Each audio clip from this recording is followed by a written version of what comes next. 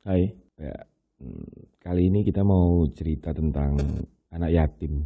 Ini ya pengantarnya tuh begini. Jadi ada ya di komunitas kami tuh biasanya ada ngelakukan kayak tadabur online gitu kan.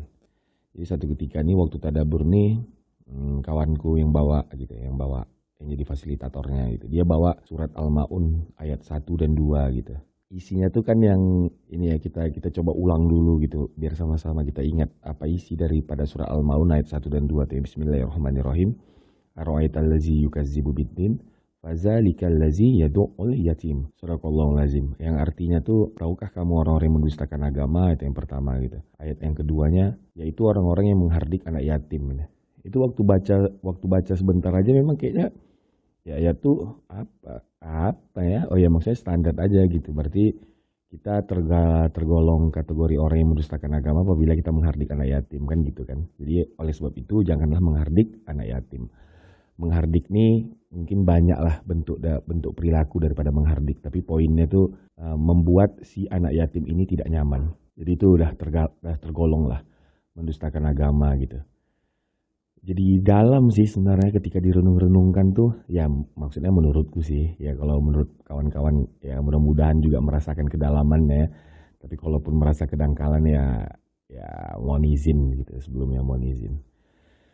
Eh, yang dalam tuh yang mana kita akan coba eh, apa ya saya akan coba nge-share apa-apa yang terlintas di kepala ketika merenungkan ayat itu gitu. Yang mendustakan agama ini kan kalau kemarin tuh ada kasus Ahok gitu ya, yang mendustakan agama ketika dia menyalahgunakan ayat gitu kan. Jadi itu orang bilang mendustakan agama gitu. Tapi oke lah, ini perenungan saya aja, jadi berkemungkinan salah tuh sangat tinggi gitu. Jadi kalau menurut saya tuh yang mendustakan agama tuh dia dusta nih, kayak nggak, ya mungkin nggak apa ya, nipu gitu kan, menipu agama gitu ya. Dusta, jadi kayak nggak percaya agama gitu. Jadi agama tuh terlecehkan kalau ini yang menghardik anak yatim gitu. Jadi bukan cuman yang menyalahkan menyelewengkan ayat agama gitu. Tapi kalau terkait kasusnya si Ahok, aku nggak tahu sih itu apakah itu tergolong yang menyelewengkan atau tidak. Aku nggak ngerti lah, dan aku juga nggak mau membahas itu ya. Kita ini fokusnya di yang di surat Al-Maun yang 1 2 sekarang ini aja gitu. Jadi Al-Quran tuh bilang bahwa kita akan tergolong mendustakan, bilang menghardik anak yatim. Menghardik ini bentuk perilakunya macam-macam. Yang poinnya ialah membuat anak yatim tuh kurasa sih terendahkan atau membuat mereka tuh nggak nyaman gitu. Sebelum cerita lebih jauh kan jadinya aku membayangkan bagaimana banyak orang yang ketika pernikahan atau sunatan atau acara apapun yang dia mengundang anak yatim gitu kan. Jadi anak yatimnya diundang itu bagus ya, bagus-bagus saja. Tapi ini lagi-lagi cuma perenunganku, belum tentu ini adalah sebuah kebenaran ya, ini poinnya nih gitu. Cuman kan kalau kita lihat gitu ya, cara orang-orang itu kadang dalam membagikan amplop tuh yang anak-anak yatim ini diberdirikan di depan gitu kan. Ada yang modelnya diberdirikan di depan, terus datanglah yang tuan rumah ini atau yang punya hajatan ini dibaginya amplopnya satu-satu sambil disalam sambil dipegang kepalanya gitu-gitu kan. Terus begitu gitu. Ada juga yang modelnya si yang punya hajatan ini berdiri aja. Jadi si anak-anak yatim ini yang mendatanginya ngambil amplop salam gitu. Yang modelnya yang begitu gitu. Ini ya aku juga nggak tahu, tapi maksudku aku mau berpikir umum aja gitu ya, kayak bagi-bagi sembako gitu kan.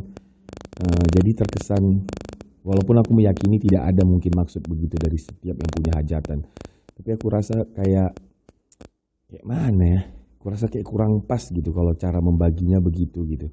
Kenapa harus membaginya anak yatim dipanggil ke depan terus dibagi-bagi, atau anak yatimnya disuruh jalan itu, kenapa harus begitu modelnya gitu, biar orang lihat atau apa sih gitu. Kalau langsung aja, dan kenapa harus tuan rumahnya juga yang membagi gitu kan.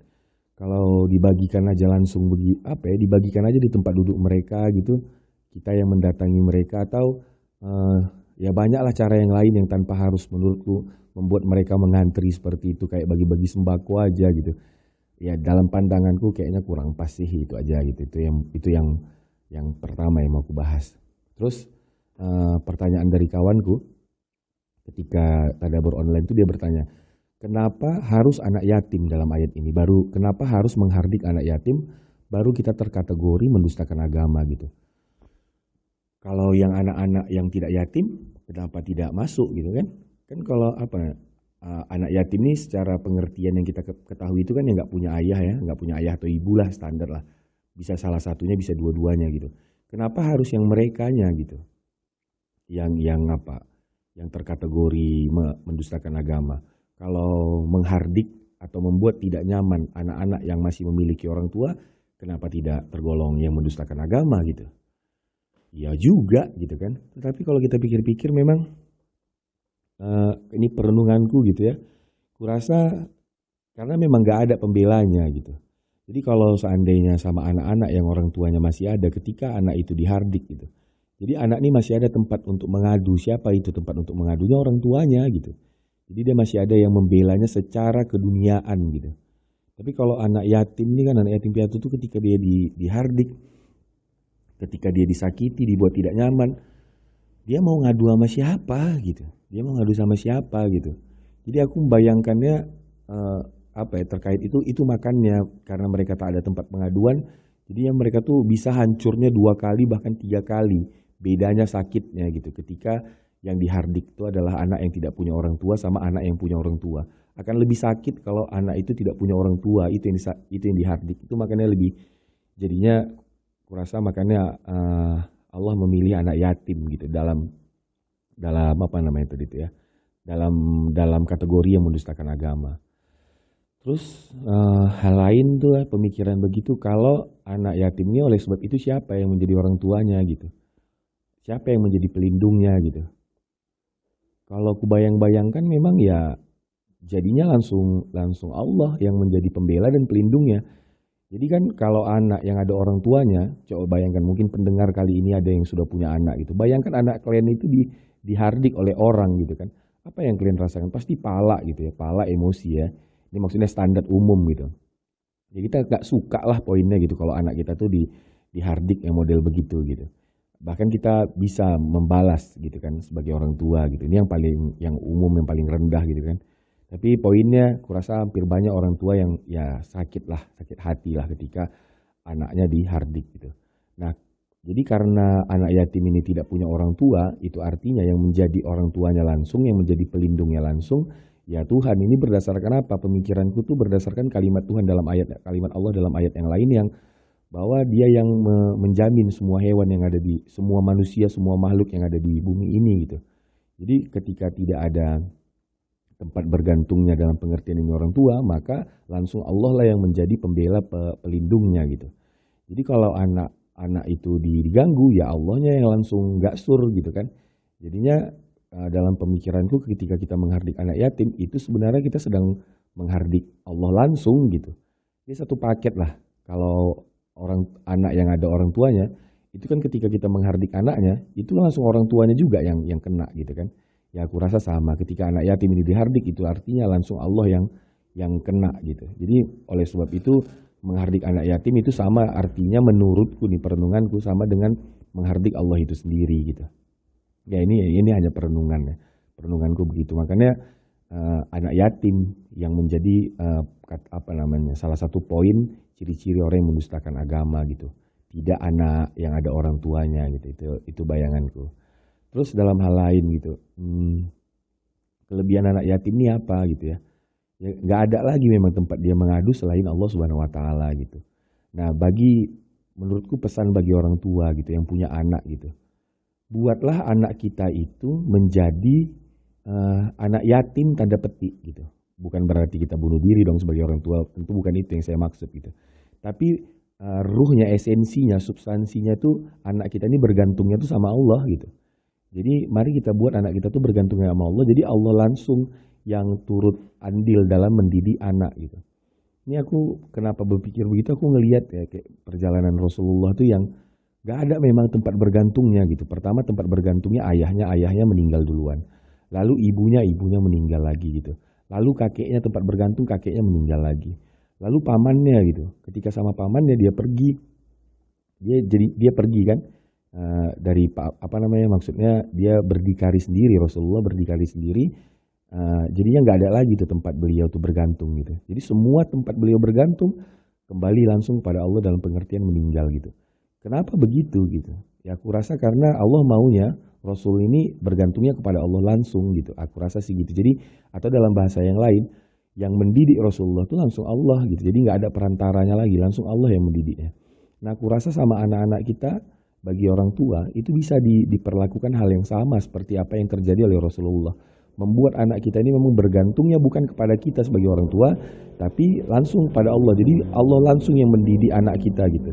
Itu kurasa akan menjadi anak yang dahsyat gitu ya, yang luar biasa gitu. Dan berdasarkan kalimat itu aku teringat pepatah Minang yang mengatakan bahwa kalau sayang istri ditinggal, sayang anak dibuang, kurang lebih gitulah pepatahnya gitu.